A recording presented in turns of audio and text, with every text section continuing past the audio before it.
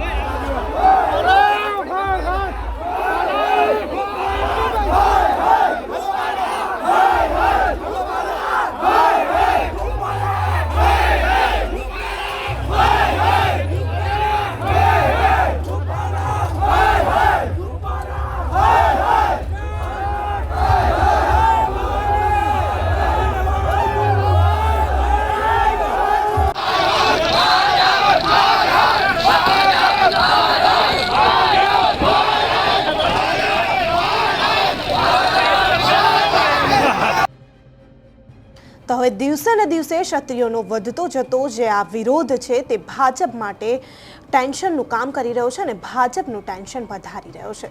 ત્યારે લોકસભાના ચૂંટણીના પરિણામમાં જોવાનું રહેશે કે આ ક્ષત્રિયોનો વિરોધ જે છે તે કોંગ્રેસને કેટલો ફાયદો કરાવી જાય છે અને ભાજપને કેટલું નુકસાન। તો આ મુદ્દે તમારું શું કહેવું છે તમને કમેન્ટ બોક્સમાં ચોક્કસથી જણાવજો તથા અમારી ચેનલ નિર્ભય ન્યૂઝને લાઇક, શેર અને સબસ્ક્રાઇબ કરવાનું ભૂલતા નહીં। આભાર।